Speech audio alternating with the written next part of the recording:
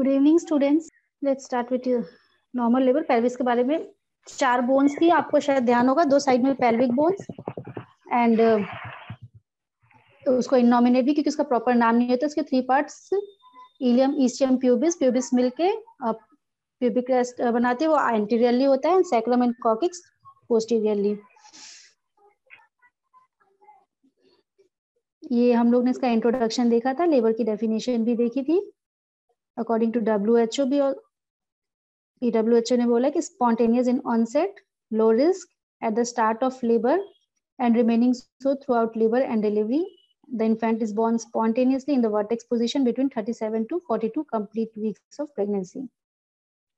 Mechanism में भी हम लोगों ने देखा था engagement, descent, flexion, internal rotation,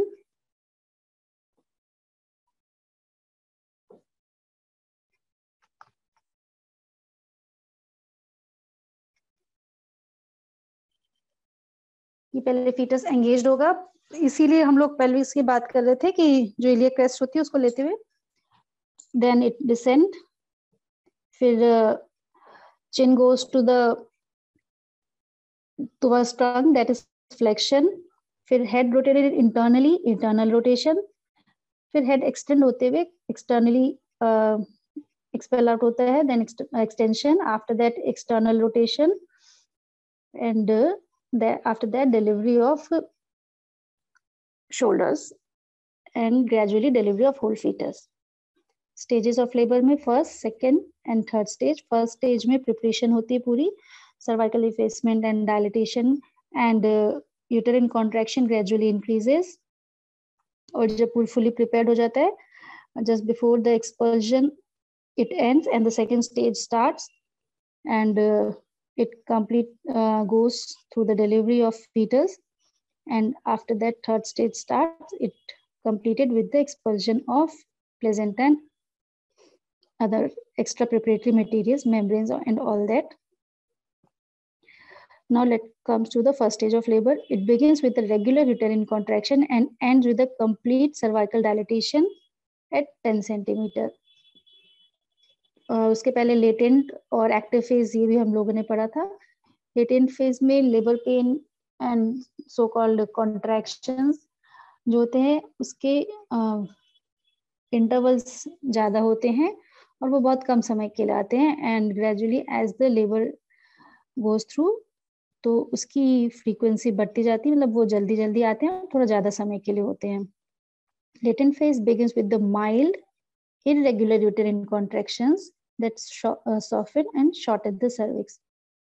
Contractions become progressively more rhythmic and stronger, जैसे कि कहा कि धीरे धीरे वो rhythmic भी होते जाते हैं, कि irregular से उनकी एक rhythm बनती जाती है और वो strong भी होते जाते हैं. Active phase usually begins at about 3 to 4 centimeter of 3 to 4 centimeter dilatation तक वो latent phase में रहता है, और उसके बाद वो एक्टिव फेज में आ जाते हैं लेबर पेन्स, कि थोड़ा जल्दी जल्दी आएंगे। पहले कुछ 30 सेकेंड्स के लिए आते हैं and at an interval of 15 to 30 minutes, and in active phase फिर वो 1 मिनट्स तक भी रहते हैं, 1 to and later in later stage it goes about 90 seconds also, और उसकी फ्रीक्वेंसी भी बढ़ती जाती है कि 1 to 2 मिनट्स के इंटरवल पे आते हैं इन active phase.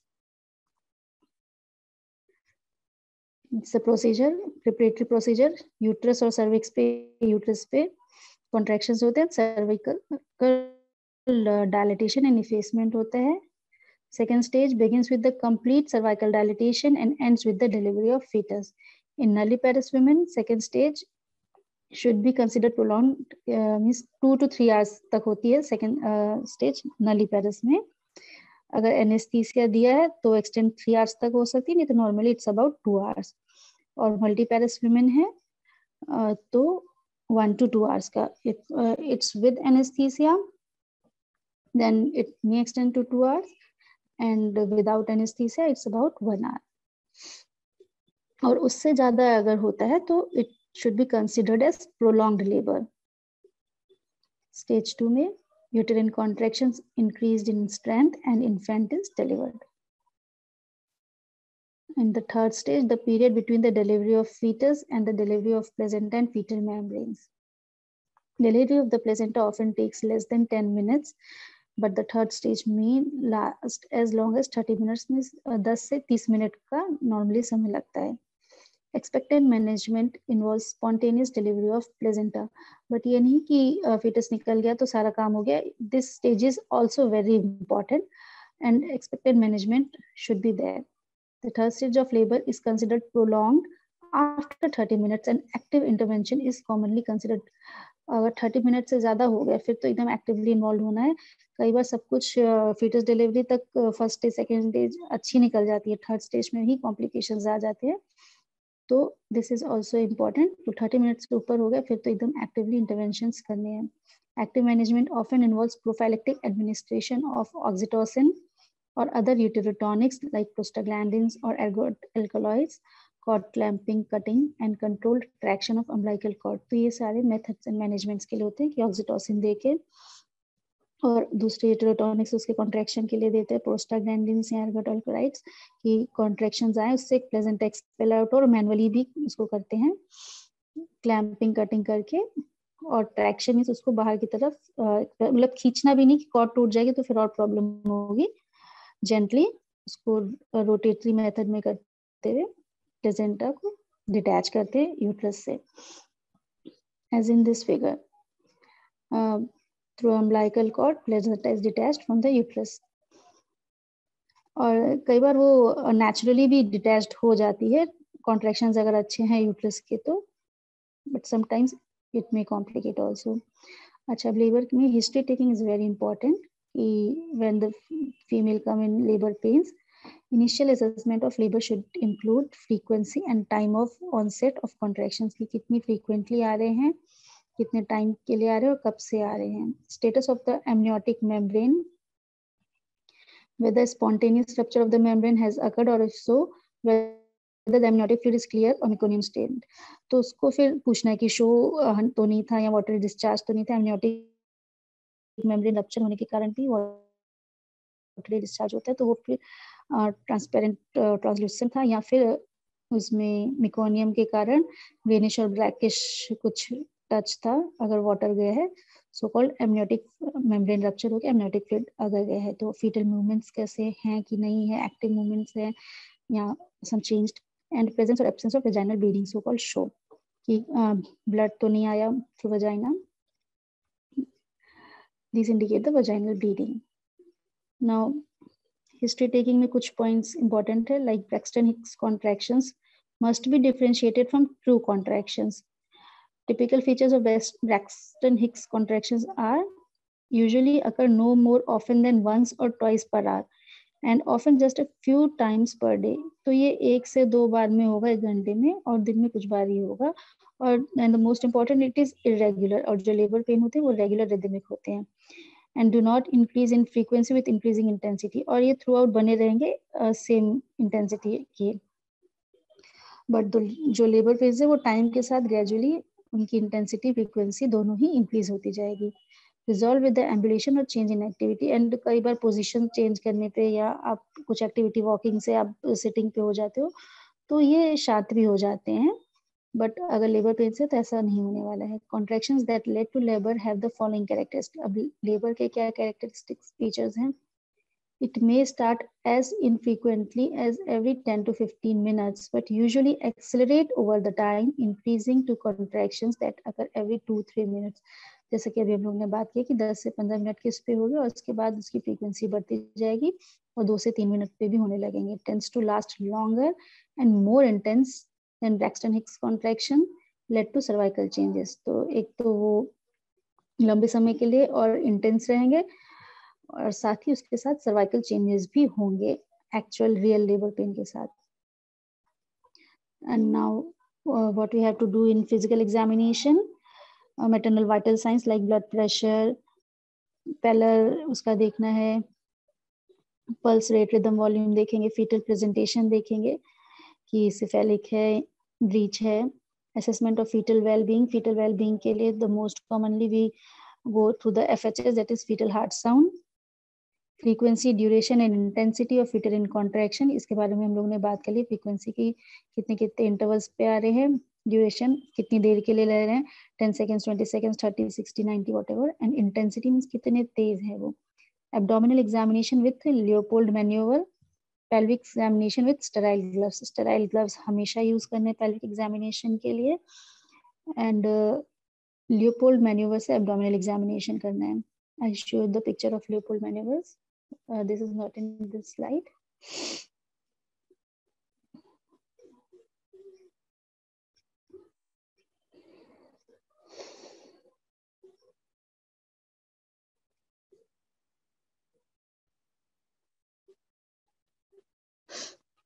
Just a minute.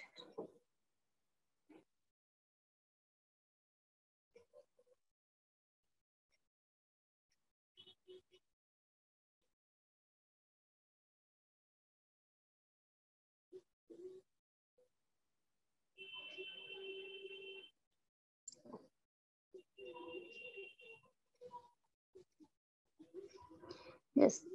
तो ये 4 स्टेप्स में लियोपोल्ड एग्जामिनेशन होता है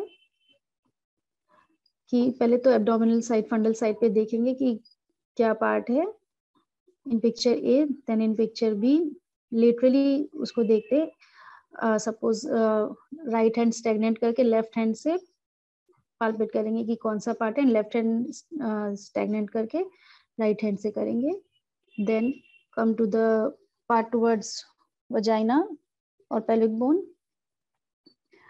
और फिर उसके बाद उसका कितना एंगेजमेंट है वो फिंगर्स के थ्रू करते हैं as in picture D. So this is known as Leopold manoeuvres. 4 steps का होता है. In digital examination allows the clinician to determine the following aspects of cervix. अब cervix को भी देखना है कि कितना dilatation हुआ है. 0 centimeter that is fingertip से 10 centimeter is fully dilated. Effacement, assessment of cervical length which can be reported as a percentage of normal 3 to 4 centimeter long cervix and described as actual cervical length. 3 to 4 centimeter जो होती है फिर वो thinning होती जाती है.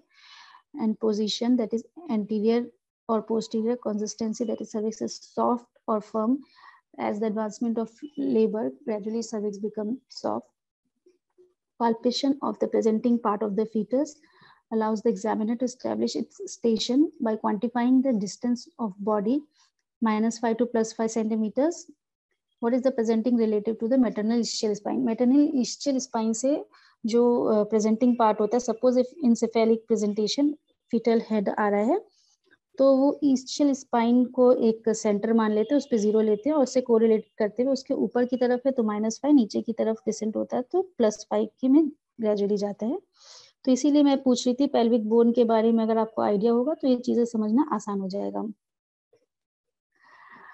That is the presenting relative to the maternal ischial spine, where 0 station is in the line with the plane of maternal ischial spine.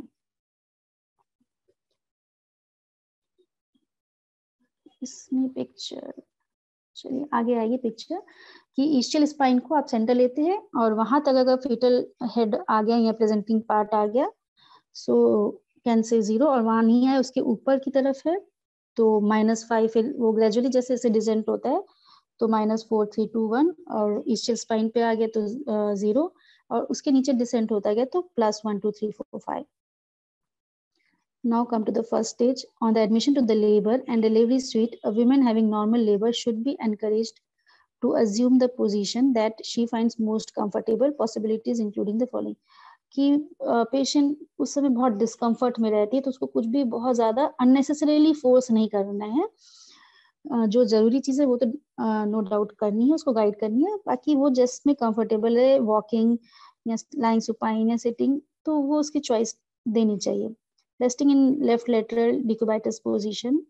In first stage management में हमें क्या करना है, periodic assessment of frequency and strength of uterine contraction and changes in the cervix in the fetus station and position.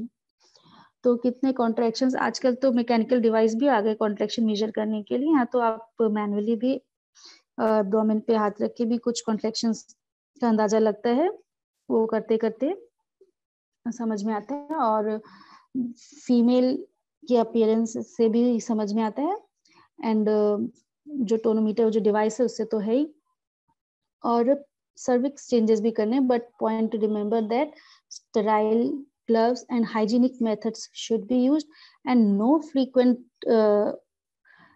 pelvic examination is to be done. वो एक interval पे कि हाँ कि सपोज पिन पॉइंट है 1 फिंगर लूज, फिर उसके कुछ देर बाद ही करना, ये नहीं कि हर 10 मिनट पे पेल्विक एग्जामिनेशन करने की, नहीं वही सर्विक्स देखनी है.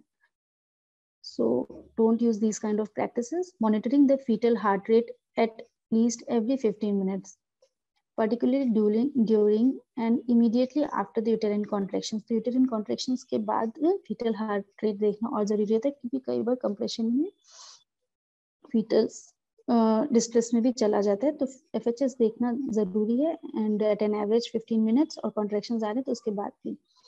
In most obstetric unit, the fetal heart rate is assessed continuously. तो इस सब के एडवांस डिवाइस आ गए तो वो फिर continuously assessed होता रहता है, वो अटैच्ड कर देते हैं पर abdominal. Now in the second stage of labor with the complete cervical dilatation. What is the complete cervical dilatation? Can anyone answer?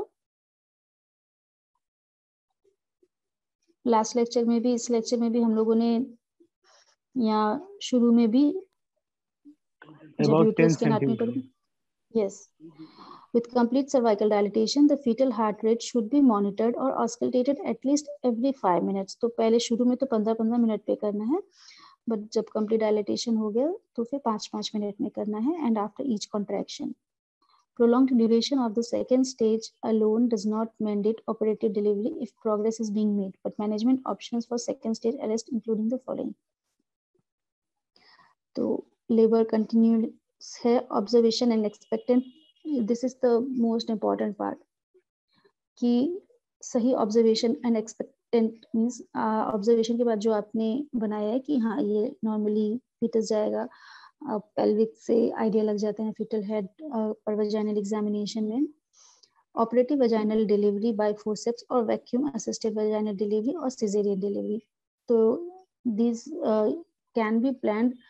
Most of the time it's planned previously कि, और कई बार बाद में भी असेस करना पड़ता है, but most of the time it is planned that it should be vacuum assisted or forceps or C-section delivery. Now come to the delivery of fetus. Positioning of the mother for the delivery can be any of the following. Position कोई भी हो सकती है. Most commonly it's used supine with the knees bent in dorsal lithotomy position. That's the user choice. And it can be lateral in Sims position, partial sitting or squatting position on her hands and knees. And episiotomy used to be routinely performed at this time, but current recommendations restrict its use to maternal or fetal indications. Generally episiotomy, especially in the primigravida, it's given, but it's recommended as per the maternal and fetal indications, कि उस समय जो indications है उसके बाद ही देना है. हाँ ये है कि tear नहीं होना चाहिए, इसका ध्यान देना है. And if it's required, then episiotomy should be given. Delivery maneuvers, the head is held in the mid position until it is delivered, followed by the suctioning of the oropharynx and nares. तो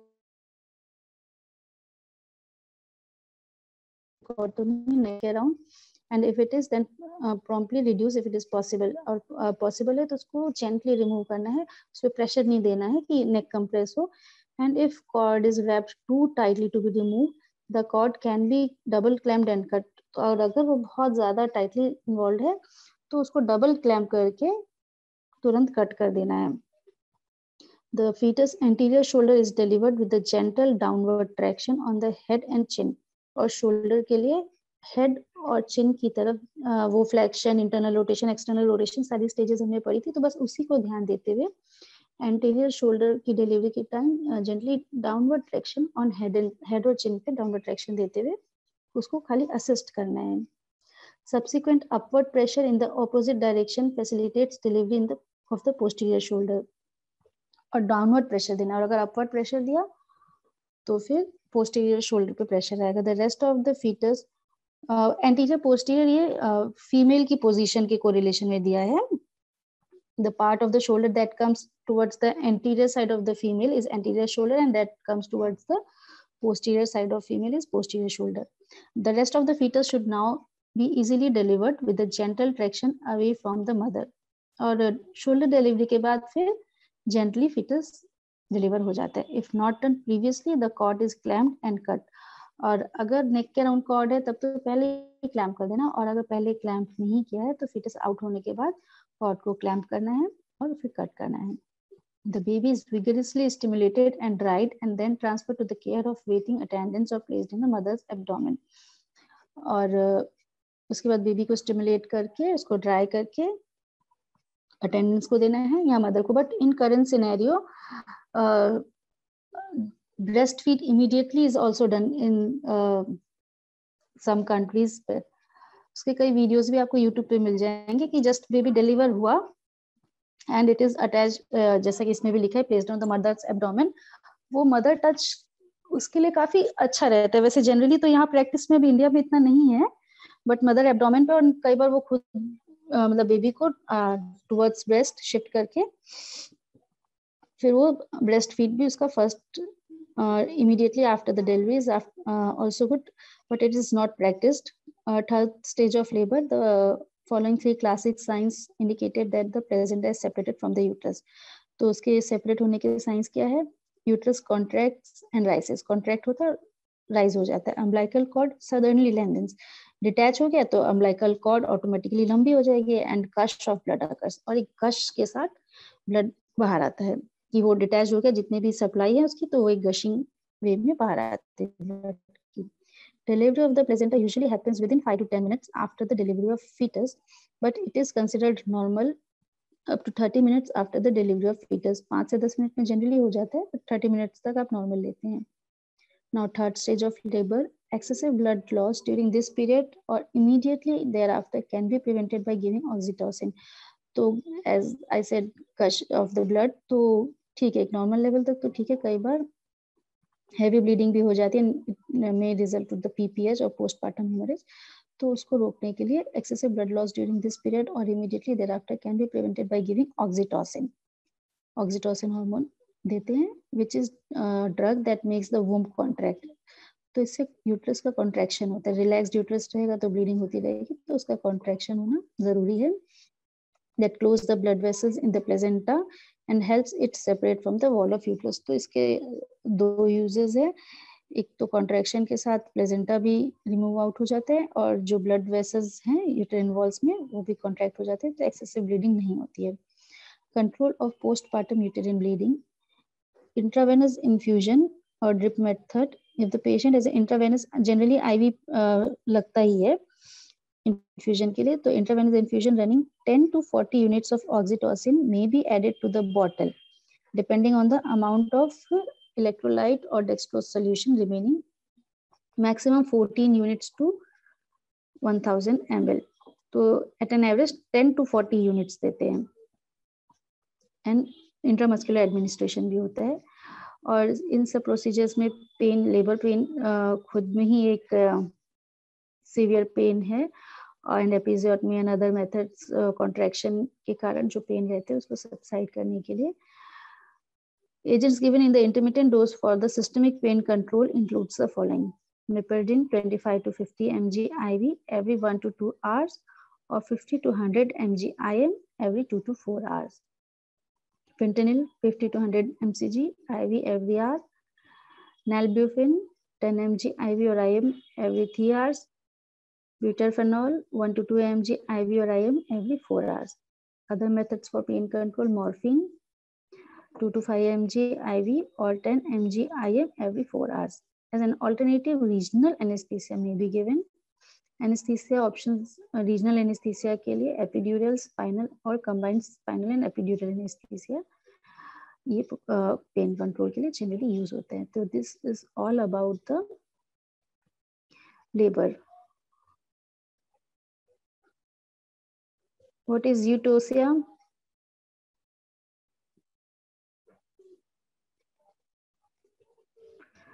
Normal labor. अगर labour के सारे events normally जाते हैं then it's eutocia. And dystocia, इसमें कुछ abnormality आती है, तो दैट इज डिस्टोसिया.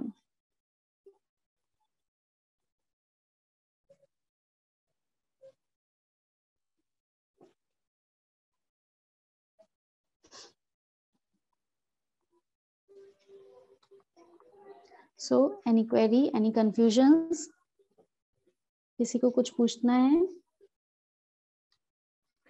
किसी को कोई प्रॉब्लम है?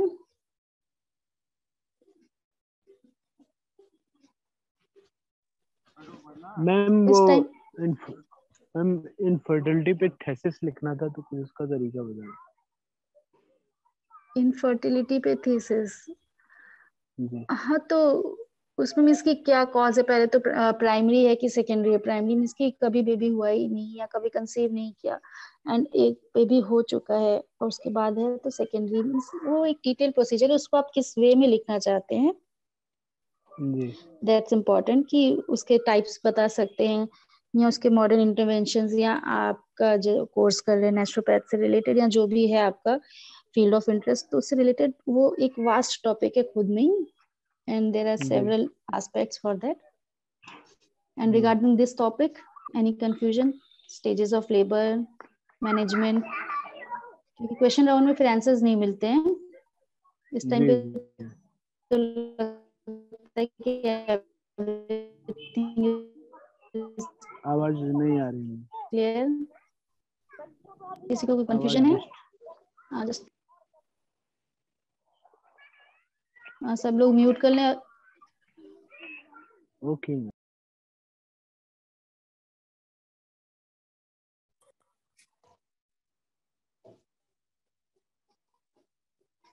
Everything is clear. Ranu Tripathi, tell me the stages of labor. कितनी स्टेज होती है लेबर की? 3 step. Ma'am 3। Okay, first stage में क्या होता है?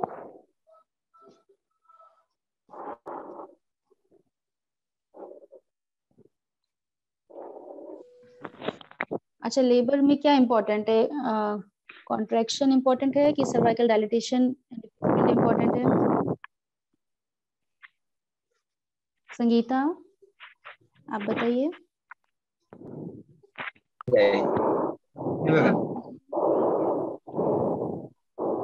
Contraction, uterine contractions are important और cervical preparations are important.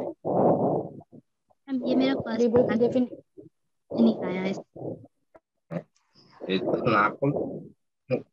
Please जिससे क्वेश्चन पूछा जा रहा है उसको अलावा सब लोग अपने को म्यूट कर लें। आंसर देके आप भी अपने को फिर म्यूट कर लीजिए। Just unmute yourself for giving answer.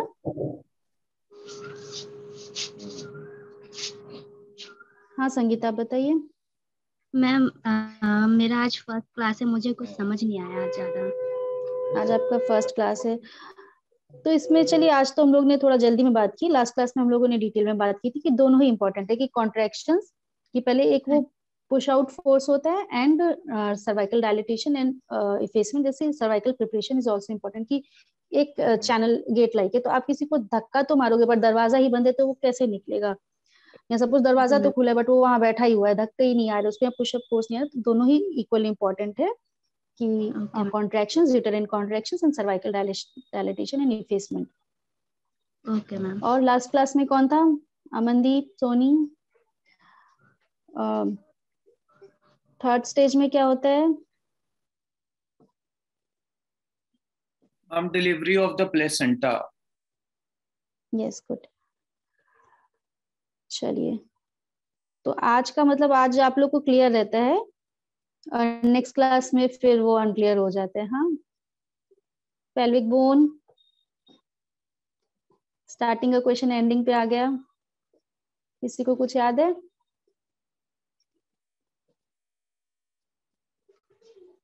कितनी होती हैं जॉइंट्स? पेल्विक बोन्स बताएंगे तो जॉइंट्स ऑटोमेटिकली आ जाएंगे। 4 नेम देम। 4 हाँ, नेम्स। इलियम, इस्चियम, ये थोड़ा सा लग रहा है कि सैक्रम कॉक्सिस। हाँ, दो पेल्विक बोन्स या इनोमिनेट बोन्स, उसका प्रॉपर नाम नहीं, पेल्विक बोन भी उसको कहते हैं, या इनोमिनेट बोन करके साइड में होती है, सैक्रम कॉक्सिस, और वो जो दो बोन साइड में होती है उसी का इलियम इस्चियम प्यूबिस करके यहाँ प्यूबिक क्रेस्ट मिलता है तो बनता है। ये एंटीरियरली आता है, सैक्रम कॉक्सिक्स पीछे के साइड में आता है। तो ये 4 बोन्स मिलके पेल्विक बोन बनती है। और जो उनका जॉइंट्स होता है सैक्रोकॉक्सियल जॉइंट, वो नाम से क्लियर हो, जहाँ सैक्रम कॉक्सिक्स मिल रही है, प्यूबिक क्रेस्ट जहाँ पे आगे की तरफ प्यूबिस मिल रहा है। Everyone please mute yourself. Okay and और किसी को कुछ नहीं समझ में आया इस लेक्चर में या लास्ट लेक्चर में?